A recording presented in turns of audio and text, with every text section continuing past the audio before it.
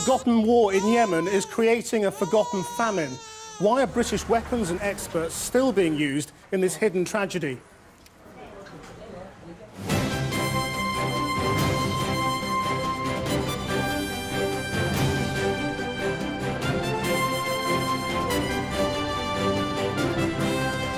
Are you able to eat yourselves? Do you have enough food at home for yourselves? يعني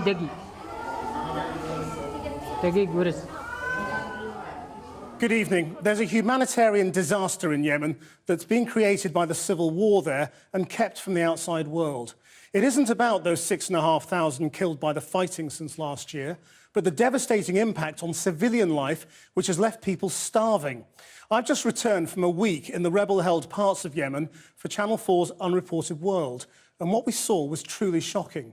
Millions are suffering from malnutrition, and it is the children who are falling first. Mothers too weak to breastfeed are losing their babies every day. And a Saudi-led coalition is now accused of breaking international humanitarian law with weapons supplied by Britain and America and British experts training Saudi forces. How many British people even know of our involvement in this war? Also tonight, he was labelled a hate preacher, but now he's won the right to challenge the government. In an exclusive interview, this Muslim web editor tells us he's not an extremist and he'll test its entire counter-extremism strategy in the courts. The really terrifying thing about this, because the government, as it appears, can arbitrarily label someone with this term without apparently any due process, without any transparency. It's a game-changer drug in the fight against HIV, say campaigners. A court just ruled the NHS could fund it, but it costs millions and the health service is appealing. And we join the leader of the Scottish Tories as she takes her battle for gay marriage to Northern Ireland, the one place in the UK where it's still illegal. Just engaged, she wants everyone to have the right to ask the person they love, of whatever sex, to marry them, however terrifying. I always grew up thinking that somebody would ask me, a man would ask me to get married, and I never realised that I had the asking on my shoulders and the proposal, and it's the most terrifying thing I've ever done. And later, with just over a month to go to the Paralympics, we've been investigating the shocking state of supposedly accessible toilets that just aren't fit for purpose. And I just want you to notice there's a hook, so I don't have to put my handbag on the floor. But it's absolutely fine to put my daughter on the floor to change her. In the latest in our No Go Britain series, imagine having nowhere to go when you really need to. Changing your disabled child on a filthy toilet floor is a daily reality for hundreds of thousands. It is the world's forgotten war zone, a place where millions are on the very brink of famine, their homes and economy destroyed, where the UN's warnings that children are dying of malnutrition are being ignored, where 1.5 million children are malnourished, and yet hopes to end the war were dashed this week as peace talks broke down again. The fight is between the legally recognised president and the Saudi-led coalition supporting him, and Houthi rebels who've taken over much of the country with forces loyal to the former president. And that Saudi coalition is using British weapons and expertise. Despite accusations, it's breaking international humanitarian law by hitting civilians. This rare glimpse inside the country reveals a looming disaster on a catastrophic scale. Yemen has a long and complex colonial past and has rarely been at peace. The country was unified in 1990, but since then, North and South have fought for control. The matter is complicated by the emergence of Al-Qaeda, who now effectively control parts of the south and have carried out numerous bombing campaigns. In March 2015, Houthi rebels from the north, along with forces loyal to the former president Saleh, seized control of the capital, Sana'a. The internationally recognised President Hadi fled to the south and asked Saudi Arabia to help restore him to power. Since then, a Saudi-led coalition has carried out hundreds of airstrikes across the country. The United Nations says over 6,000 people have been killed, a third of them children. 100 Saudis have also been killed in the conflict. Inevitably, I should warn you that my report contains some very distressing images from the start. The casualties of Yemen's war go way beyond the bombs and bullets. The disaster, hidden from the world's eyes, is malnutrition. 1.5 million children are suffering, and the paediatric emergency unit in Sana'a is under terrible pressure. Lying in the waiting room, Imtiaz is 2 years old and weighs just 4 kilos. That's the same as a healthy newborn baby in Britain. Her severe acute malnutrition has left her vulnerable to a chest infection, and that's what's threatening her life now. Is the main reason this child looks like this because of malnutrition or because of any other illness? Malnutrition complicated by chest infection. The malnourished people have a weak immunity, Right. so they are susceptible for many other diseases, many other infections. They are getting sick easily. As we speak, a nurse calls us into the emergency ward. A 5-month-old boy called Atan has just been brought in by terrified parents. He's in serious trouble. Malnutrition has left him tiny, frail, and he's struggling to breathe. Atan's suffering because his mother is so malnourished that she's unable to breastfeed anymore. And now he's got gastroenteritis from the goat's milk she gave him instead. That was really very scary. You could see from the look on the faces of the doctors and nurses that Atan was really in a very bad way and came very close to losing his life then. But he seems to have stabilized now and his breathing seems to be more normal. Are you able to eat yourselves? Do you have enough food at home for yourselves? يعني دقيق ورز. So every day, that's it, just flour? No fruit, no vegetables, no meat? ما في. And here's why there's nothing. So all of these were hit? To the south of Houthi-controlled Yemen lies the port of Hodeidah. 90% of Yemen's food supply is imported, and the vast majority comes through here. It's been crippled by airstrikes. It's an astonishing degree of targeting. The missiles took out the drivers' cabs, making all 5 of these giant cranes completely useless. And the only ships that can dock here now are ones that have got their own cranes on board. It all makes the process painfully slow.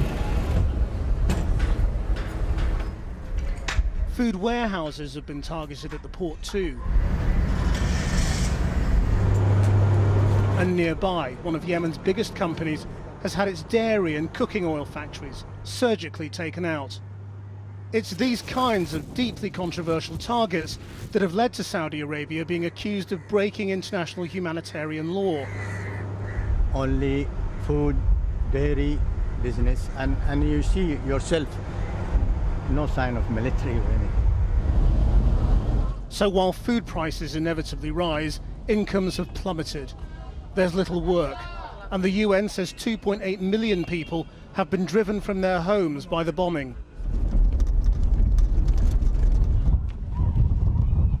Many are in grim camps like these, in the middle of the country.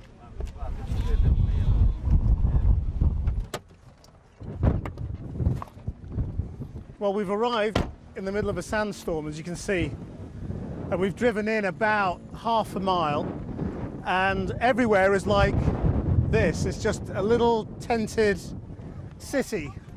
They are totally reliant on a meagre aid supply. Sadiq's family get 1 sack of flour every couple of months and occasional bags of lentils. His daughter Safa is malnourished. In a nearby tent, another baby, Rabab, is even worse. Volunteers from the aid agency Doctors Without Borders told them to go to hospital, but they can't afford it. Just over here. Sadiq takes me for a walk. He wants to show me something. It's the graveyard. He says many children are buried here who died of malnutrition.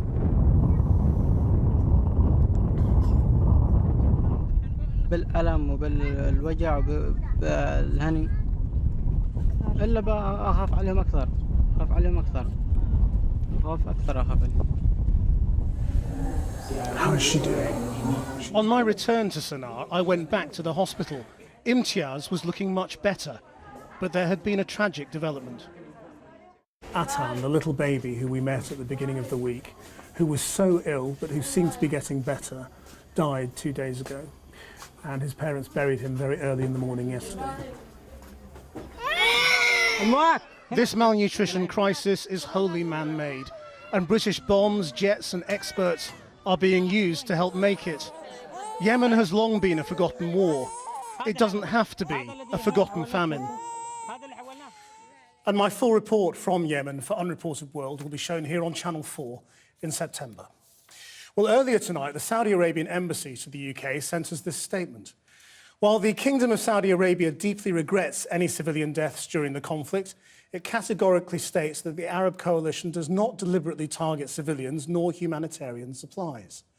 Well, joining me now from the Oxfam headquarters in Oxford is its chief executive, Mark Goldring, who's also visited Yemen recently yourself. What do you make of that Saudi statement? It's very hard to credit that it's not deliberate, but if it's not deliberate, at the very least, it's reckless and it's scattered in the way that it's hitting civilians. So like your report, I saw schools, I saw clinics, I saw settlements that were nowhere near military installations that had been bombed. And of course, I met people who'd had to flee their homes, suffering the sort of hunger and distress that you've been describing, that where their lives had been turned upside down by random, indiscriminate or targeted bombing. Now, people are shying away from using the word famine. What we see is millions of people facing malnutrition, babies being hit first, people starving to death. Is that a famine? There's very specific definitions of famine. What we certainly have in Yemen is a situation where people aren't growing food, where food imports are being restricted, and where people have lost their ability to earn an income. So they're having to pay twice as much with less income for a restricted amount of food. The people I saw in camps that Oxfam was supporting were getting absolute minimum but adequate rations, but there'll be many people who aren't in camps like that. So if we don't have a famine, we have a very serious risk of one. We have a humanitarian community that simply is not large enough and not being well funded enough in Yemen, but is also struggling to get to areas which are dangerous. I saw Oxfam teams which were working in areas that were actually being bombed. Our own warehouse has been bombed, and we can't get enough food and people working in the areas that are still most at risk. So could you increase capacity there if you got more money, or is it too dangerous? No, we could. We are working right across the country, including in some of those dangerous areas. Because some people have pulled out, haven't they? They have. We've kept going right through. We've enlarged our staff. We're getting assistance from the international community and from the general public, but if we had more money, we could be doing more. That's really important, but it's not as important as peace. What do you make of the British government's moral position here? I think the British government's approach to this is illegal, immoral and incoherent. It's illegal because we are supplying arms to one of the belligerents. And let's be clear, atrocities are being committed by more than one side. It's not a question of goodies and baddies, but we are aiding and abetting random bombing that's killing and harming civilians. It's immoral because we know this is going on and we're just choosing to deny it. And it's very significant that our own foreign ministry has had to backtrack on some of the statements it's been making about checks that it's been running on how the Saudis are using British arms and support. And it's incoherent because Britain is also, and rightly so, a generous aid funder of some of that assistance, which is now supporting the most vulnerable people. We must leave it there. Thank you very much for joining us. Well, Britain does sell arms to the Saudis and is assisting them with military targeting training. We asked to speak to the Foreign Office or a minister from the Department for International Development, but no one was available. The Foreign Office told us that the UK is the fourth largest humanitarian donor and has provided assistance for over 1 million Yemenis, as well as playing a leading role in helping to find a political solution. Earlier, I spoke to Sir Desmond Swayne, a minister in the Department for International Development until last month, and I asked if the situation in Yemen was approaching crisis point. Well, let me make it absolutely clear that this famine, and I accept entirely your description, it has been long in the making, and we, as internationally one of the second the second largest donor in the world, have not been idle at all. We've already committed £80 million ourselves. We have been agitating amongst the other donors of the world to raise their game. But the reality is that, as you say, there is a war on. Britain is party to that war. It is regarded by the UN, by everybody in that region, as taking part in the war. It's supplying weapons to Saudi Arabia, it's supplying jets to Saudi Arabia, and it's supplying the help and training that enables Saudi Arabia to target the civilian food supply. We are not a party to the war. If I thought for one moment the British provision of armaments were the cause of the warfare, or were, if we stopped supplying them, the war would stop, I would be the first to do so. Why don't you give it a try? But the reality is that the war is... Well, there is, as we speak, Parliamentary Committee has looked into this and we're waiting for its report. There is a judicial review in process, but I just don't believe, the reality is this is not a one-sided battle. The fact is that you have a violent Houthi regime that is itself responsible for the warfare. Now, there are accusations. This is the most cynical position, Sir side. Desmond. The idea that the presence of British weapons doesn't exacerbate that war is deeply disingenuous. If we took our weapons away and if we took our military trainers away, we would deeply weaken Saudi Arabia's ability to wage that war.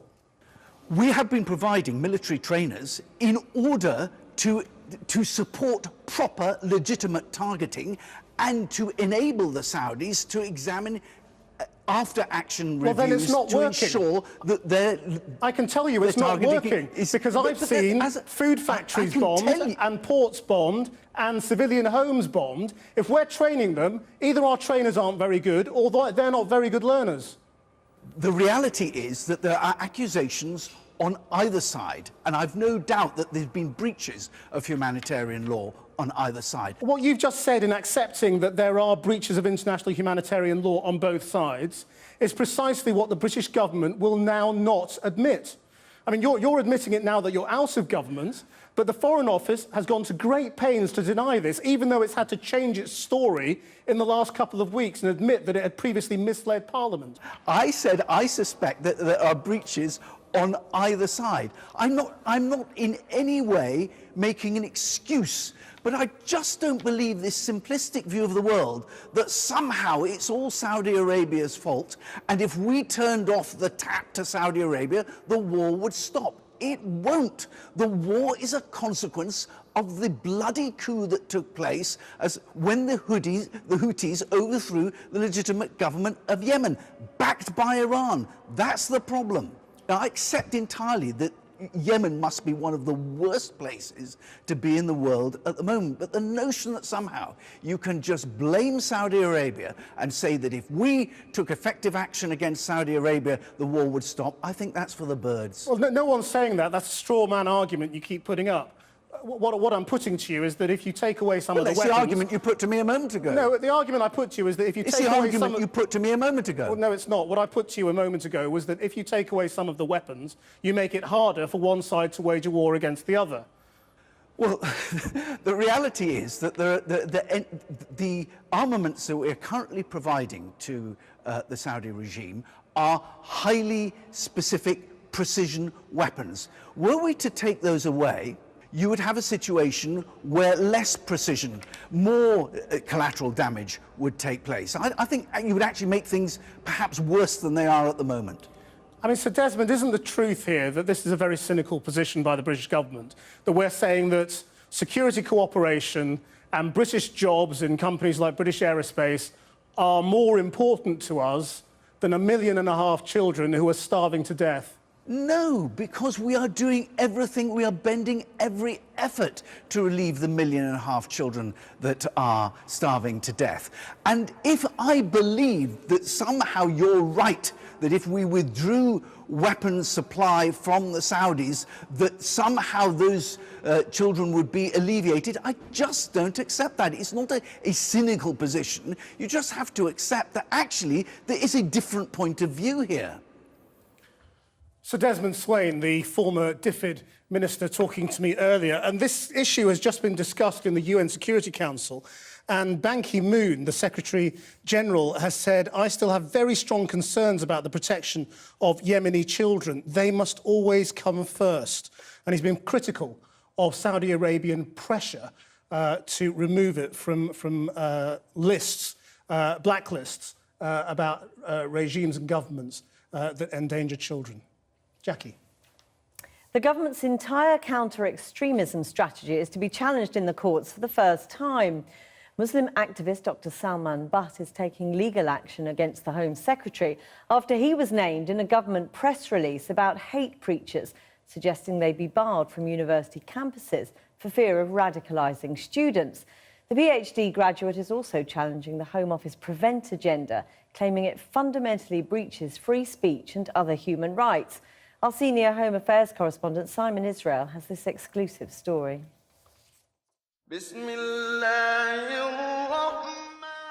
Dr. Salman Butt is the chief editor of a web discussion forum.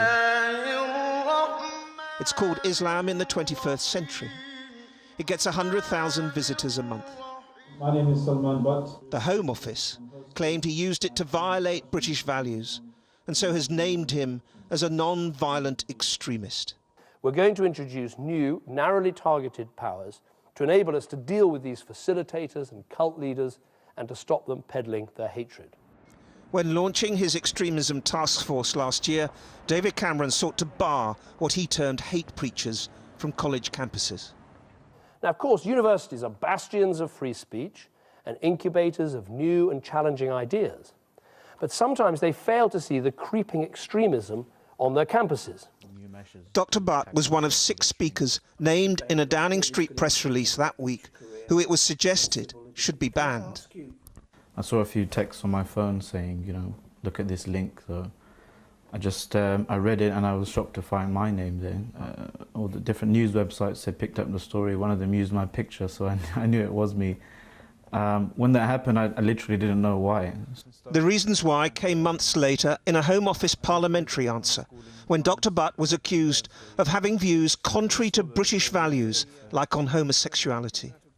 What's your view on homosexuality? Well, the act of homosexuality is sinful, but we don't apply, you know, labels or some kind of oppression towards somebody who has, you know, same-sex attraction and so forth. But isn't gay marriage now a British value? I don't know. I mean, my view is this. If it is a British value, according to some, then those who disagree should not be labelled extremists. And if one is to label those who disagree as an extremist, it should be equal across the board. So if a Christian disagrees with that, call him an extremist as well. If a Jew or a Hindu or whoever. Half of the Tory party, for example, voted against gay marriage. So I just want fairness. There is, too, the accusation he shared not just a platform with, but also the views of the Islamic advocacy group CAGE on subjects like Jihadi John. I support CAGE in everything they do that I've seen so far in terms of holding the government, security services, the police to account. And I think their statements vis-à-vis Jihadi John or Mohammed Emwazi were grossly taken out of context by people. The information on Dr. Butt was supplied by a right-wing think tank called the Henry Jackson Society to the government's shadowy extremism analysis unit. It was set up to gather and disseminate across Whitehall details of those deemed a risk. Dr. Butt's efforts to access those records were met with a brick wall. They combed through my entire online life, social media, articles, blog posts, everything, to try and justify this accusation.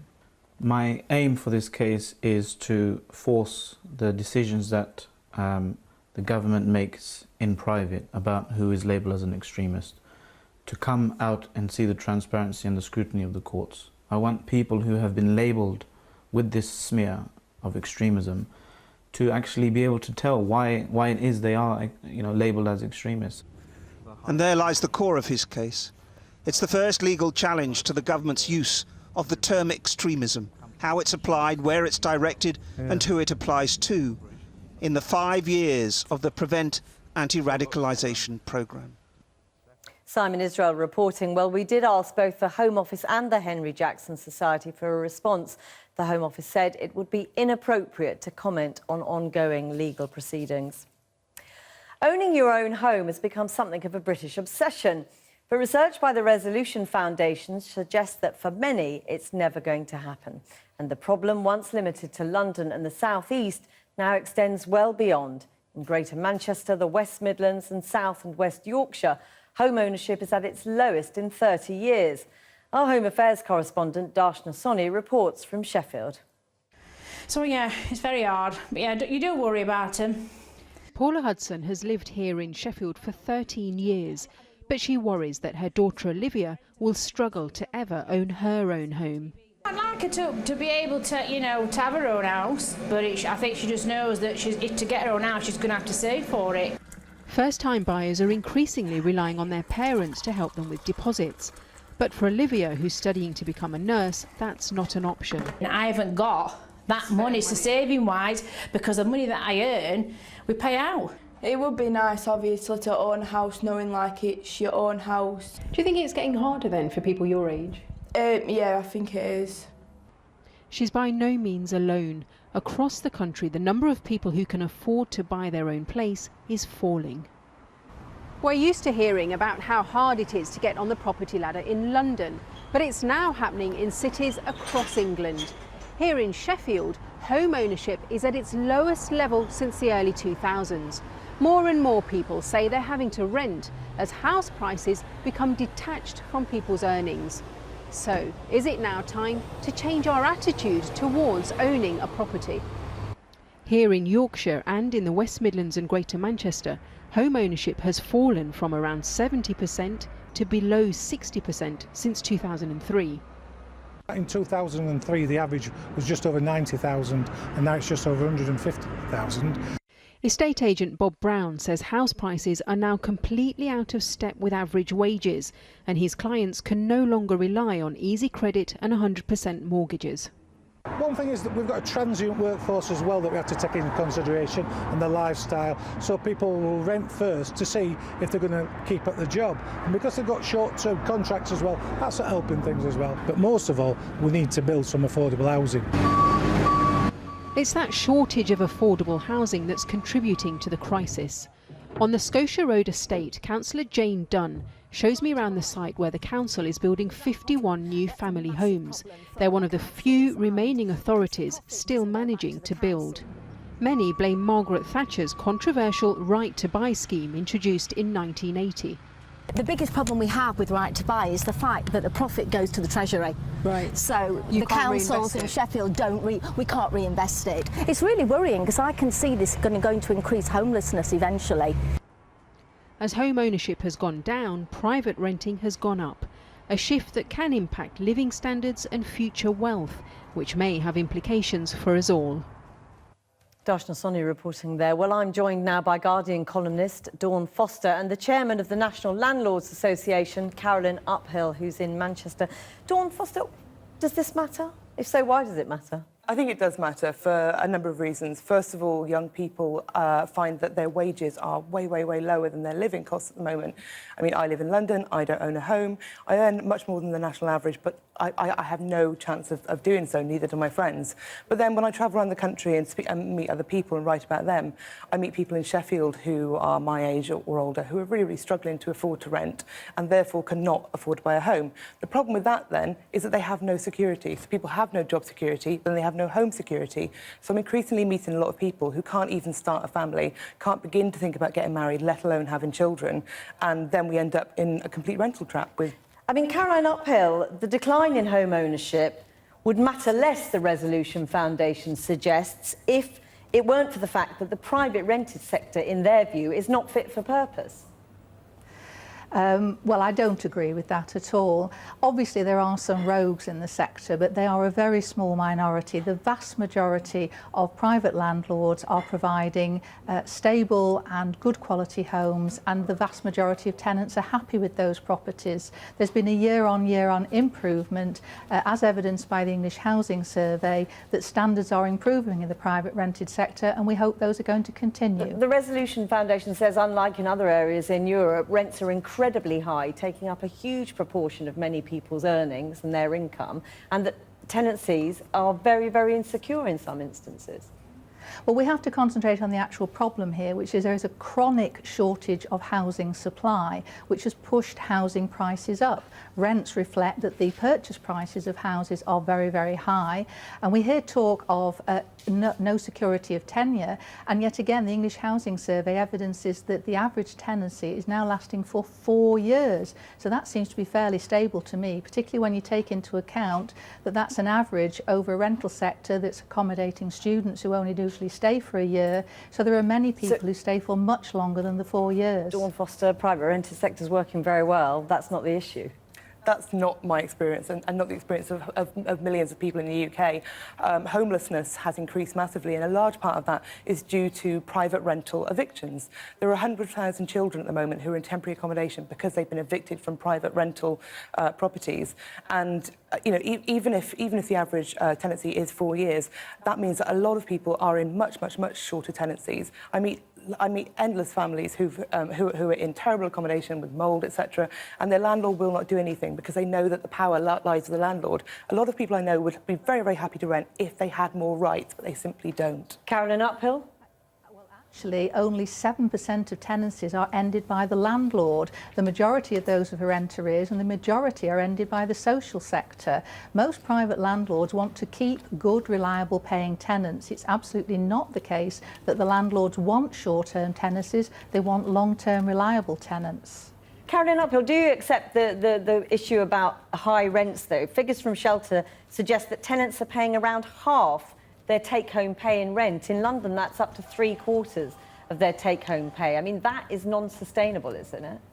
Rents are very high in London. They actually have been quite stable, again, as evidenced by the English Housing Survey throughout the rest of the country, but they reflect housing prices. The real problem here is a shortage of supply, and the problems will not be overcome until governments get their head around the need to build a great many more homes for people right across all types of tenure. I mean, the response is always that we need to build more houses. Presumably you agreed with that? Yes, completely. But I think we have to look at what houses we build. I think we need a lot more social housing, a lot more affordable housing, so that people can rent socially, have much more rights, and you know, and live in a actual sustainable community, rather than constantly subsidising private landlords, which is what Housing Benefit does. Dawn Foster, Carolyn Uphill, I'm really sorry we'll have to end it there. Thank you very much. Thank you. Krishnan. Now, you'd be forgiven for thinking that disabled toilets provide accessible facilities for disabled people. Not if you're one of the 250,000 people who require hoists and changing benches. Many can't even leave the house. Others have been forced to change their children's nappies on filthy toilet floors. In the latest of our No Go Britain series, Ceiling Hoist campaigner Daniel Baldawi has met people isolated or forced to take medication because they can't find fully accessible toilets. The disabled filmmaker Kate Ansell went with him. Take a look, what do you see? We're preparing to cheer on the superhumans again. Disabled people are told we can do anything we want. Yes, I can. Yes, I can. But even superhumans have basic human needs. For some, the most basic need of all is totally no-go. Going to the loo is a right so fundamental, most people don't give it a second thought. But for the 250,000 people who need hoists and changing benches, it's sometimes a disgusting ordeal. Ceiling Hoist campaigner Daniel Baldawi knows the struggle when accessible facilities aren't available. He travelled the UK to meet those who are taking on the fight.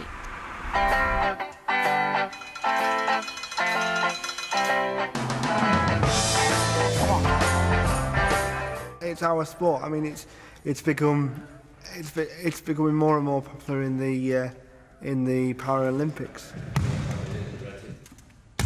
It's awesome. There's nothing better than winning. Bocce's supposed to be one of the most accessible sports, but a lack of accessible toilets makes for uncomfortable competing. The worst thing is when there's a competition on a sports venue or something. Yes. When even the toilets in the venue are not accessible. If you go to the venue and you can't use the toilet, what happens? Either sit there and bear it or go home. I know of a couple of people that have taken tablets that would either stop them from needing the toilet or induce them needing the toilet so that before they go to competition. I mean, we're in the year 2016. Like everywhere should have access. We're still talking about issues that, you know, should have been resolved maybe 10, 15, 20 years ago.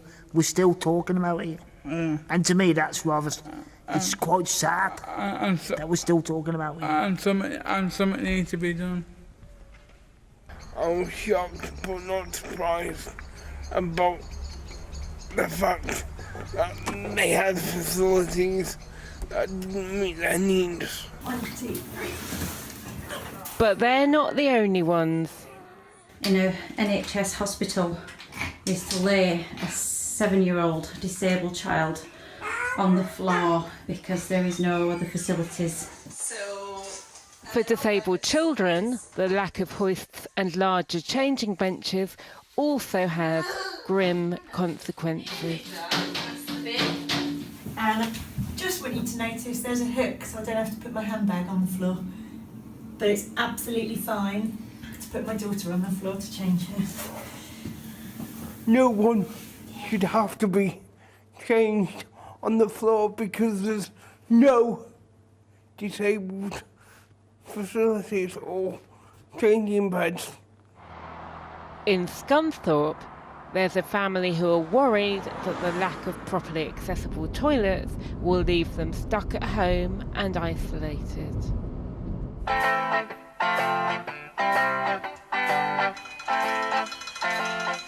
We like to go out as a family, we like to go out places. Emily May goes horse riding once a week and she goes to Rainbows. She also goes to mainstream school one day a week. If it doesn't get better, which it sounds to me like it's going to take a long slog to do, what will that mean for Emily May and you and your family and friends?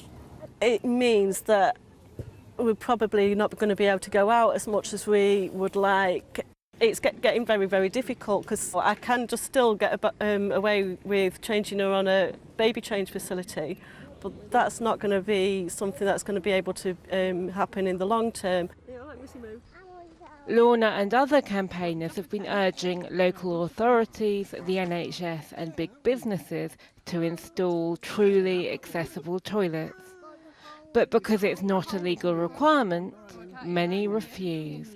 It's absolutely disgraceful state of affairs. Nobody seems to really want to put these in. Like this whole section of the disabled community that are actually becoming socially isolated for the lack of a proper disabled toilet that they can use. And I think we will end up being there if things don't change. And that really breaks my heart.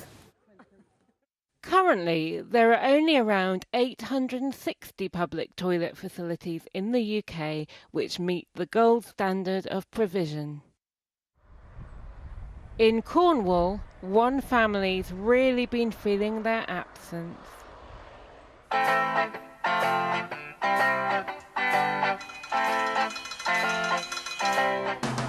It's got more difficult, and actually just recently he was actually in the bathroom and we were chatting and he did his, do they have a toilet I can use? And I just looked at him and said, sadly not. And he just looked at me and said, why not? It must impact on you as a family.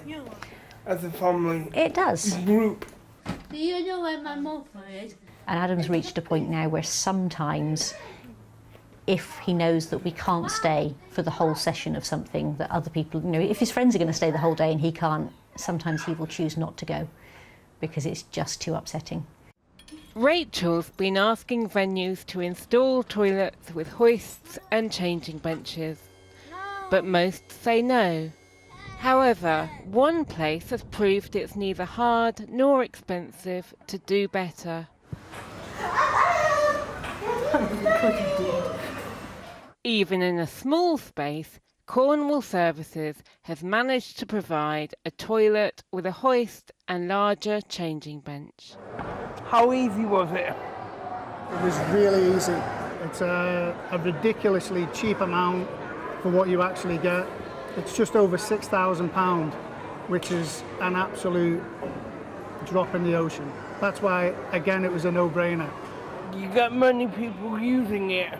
Well, to be fair, it's really new, so it was only open last Wednesday, but we've had at least 14 people that wouldn't be able to use the facilities.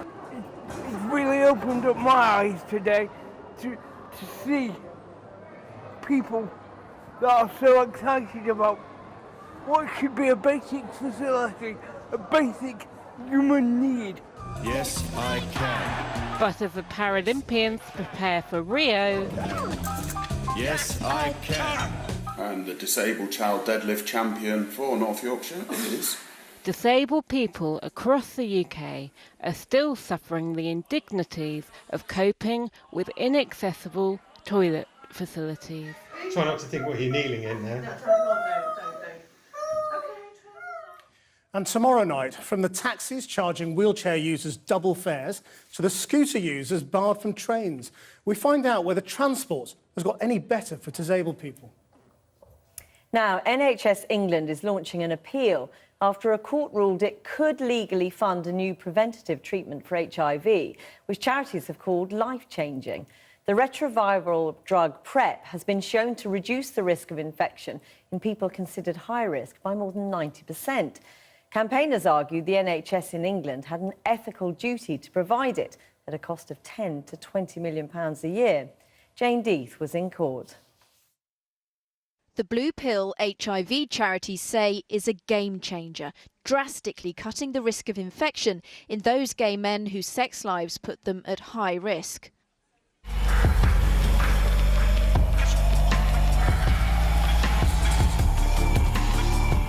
This is an Australian advert for the drug Truvada, or PrEP. It makes a bold statement about its powers.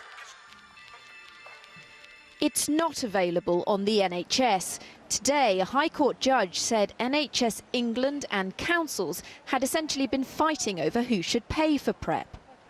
And stuck in the middle, he said, were potential victims of HIV and AIDS.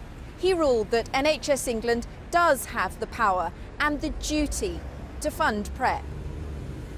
The National AIDS Trust brought the case and argues the £400 a month pill will save lives. By funding this drug, we have the chance to turn the tide on an epidemic of an infectious disease for which there is no cure. So there's an incredibly strong moral reason, there's a practical reason, because it's cost-saving and it's life-changing. At the moment, Alex Craddock has to buy PrEP online. He set up a website to point others towards safe and tested suppliers. This is a generic version of Truvada, which I have to order online from India. It costs me around £45 a month. Why is the idea of PrEP so popular when people could just use condoms? PrEP is best used when it's used in addition to condoms, because, you know, when you get those moments where a condom might not be used or the condom might break or slip, for example, PrEP's also there to cover you, and therefore that might save a transmission. Yet the drug is hugely unpopular with some gay men. Raz Palankar is worried that in trials the drug's been given to those who admit they've had sex without condoms. You're again rewarding those who already chosen not to use condoms, who made the lifestyle choice, yet they get rewarded. Put another 10 or hundreds of thousand gay men on Truvada who will ditch condoms. That's just going to make my sex life even harder, because it's going to be much harder for me to find somebody who's still into safe sex. It isn't guaranteed we'll see PrEP on the NHS. Health bosses are reserving the right to reject it. There are other diseases and conditions that we need to prioritise the resources of the NHS for. So PrEP, subject to the appeal, will be seen and considered alongside 13 other treatments. PrEP will still have to fight its case in the fight against HIV. Now, when Northern Ireland's Assembly voted to approve equal marriage, it was vetoed by the Democratic Unionists, leaving it the only country in the British Isles where it's still banned. Tonight, the Scottish Conservative leader, Ruth Davidson, herself gay, is taking her message of marriage equality to Belfast. And our correspondent, Kieran Jenkins, joined her.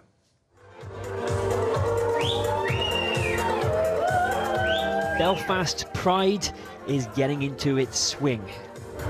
Turn around. There's a special guest that at one time would have seemed unthinkable. It's only the leader of the Scottish Conservatives. You spend much time in Belfast? No, although my sister did have her hen weekend there, so I've been before, but Okay. this might be a slightly different experience. I don't know about that. Ruth Davidson has been invited to Northern Ireland to make the case for same-sex marriage, something she's campaigned for in Scotland and the Republic of Ireland, and won. It was so overwhelming in so many places, the levels of support, that it, you know, there does seem to be something lacking about the fact that the UK does so much good work in countries around the world to help LGBT communities abroad, and yet even back at home there's a part of the United Kingdom wherein you can't get married. She's heading for one of the last places in Western Europe where same-sex marriage is illegal. Politicians voted for it, the Democratic Unionist Party vetoed it. They're right under the power-sharing agreement. They're at 21, and she'd been If they'll listen, Ruth Davidson has her own story to tell. I got engaged in May of this year, so a few weeks ago. Congratulations. Thank you very much. So how did all that pan out? It was terrifying. I have a newfound respect for men, because I always grew up thinking that somebody would ask me, a man would ask me to get married, and I never realised that I had the asking on my shoulders and the proposal, and it's the most terrifying thing I've ever done. I didn't expect her to say no, but there's that small chance that she might have. So can you understand the arguments that people make against having gay marriage, same-sex marriage here? Well, of course I do, and you know, as somebody who comes from a lot of different communities, I'm a practicing Christian, I'm Protestant, I'm a unionist, so I think I'm both Scottish and British, that's how I identify, but I'm also engaged to a Catholic Irish woman who was educated by nuns, and this is one of those cases where you're not giving rights to some people and taking them away from someone else. This is about making sure that people have the same rights as everybody else. It's a right Andrew and Chris want more than anything.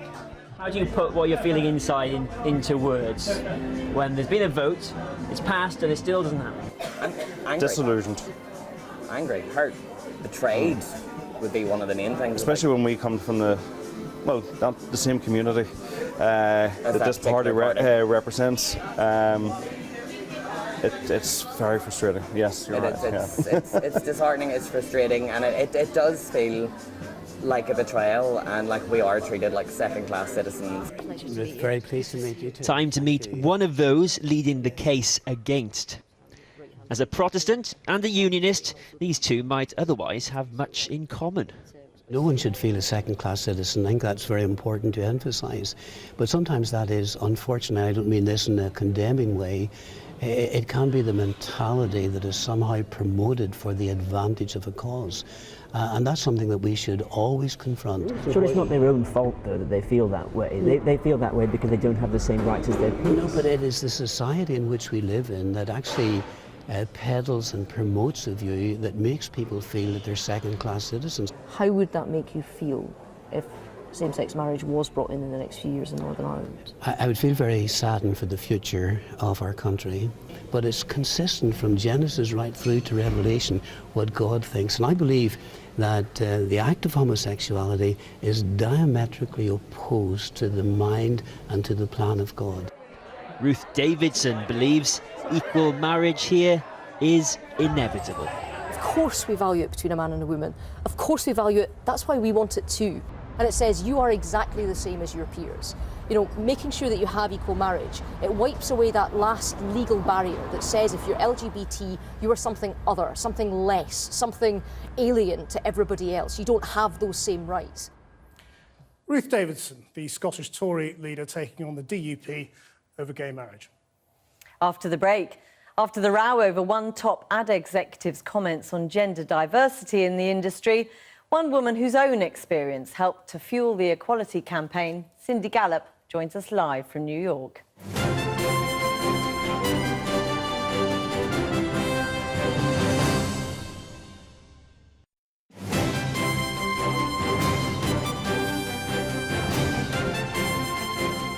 Welcome back. 50% of the workforce, just a handful of directors. In a world of shattered glass ceilings, women in the advertising industry are still a long way from equality. Now, one of the world's top executives, Saatchi & Saatchi's Kevin Roberts, has been placed on leave after his comments on gender diversity. In an interview with Business Insider, this is what the global chair of Saatchi & Saatchi said. The debate is all over. Before going on to add that women didn't seem to want to progress in their industry the way their male colleagues did. Their ambition is not a vertical ambition. It's this intrinsic, circular ambition to be happy. Mr. Roberts then dismissed the views of diversity campaigner Cindy Gallop, who argues women's ambitions, circular or otherwise, are thwarted by discrimination. I think she's got problems that are of her own making. I think she's making up a lot of stuff to create a profile and to take applause. Cindy Gallop, former president of the global agency Bartle, Bogle and Hegarty, responded with this. The best response to that is to throw it open to the industry and ask the women and men of the ad industry all around the world to tweet at KR Connect to let him know whether they think I'm making it all up. Kevin Roberts has now been placed on a leave of absence. Meanwhile, the debate he said was over rages on. And Cindy Gallop joins me now from New York. Cindy Gallop, Kevin Roberts painted a picture of women sitting round the office smiling benignly, delighted that their male colleagues are being promoted and getting more money than them. I take it that wasn't your experience of advertising? Absolutely not. Never doubt that women, as much as men, burn with a desire to lead from the top, to set a vision for our industry, for their company, in the same way, quite honestly, that just as many men as women would also like to spend more time with their children and have a better quality of life. So no, women's ambition is as vertical as men's. But I mean, Kevin Roberts was pointing out in his own view that sometimes women may operate differently from men. What is wrong with him saying that? What is wrong with him saying that is that at the top of our industry is a closed loop of white guys talking to white guys about other white guys. The white guys at the top are sitting very pretty. They have their huge salaries, gigantic bonuses, expense accounts, stock options. Why would they ever want to rock the boat? The system is working just fine for them as it is, and so they will post-rationalise that any way they can in order to preserve the old world order. Here, Helena Morrissey, hugely successful investment banker, set up the 30% Club to increase the number of women on boards. She did that because she said, we want a women's perspective on boards. It's an acceptance that sometimes women and men operate differently. He wasn't saying anything different to that, was he?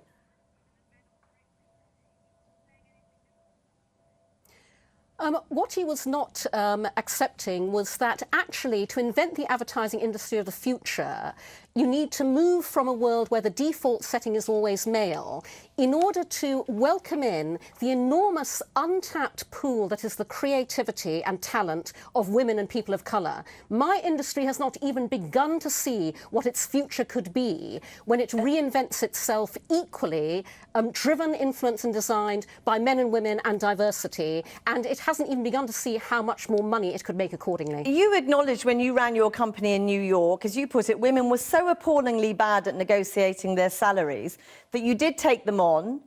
They were consistently paid at the beginning less than men. Didn't you just exploit women in exactly the same way as Kevin Roberts is suggesting women are different and need to be dealt with differently?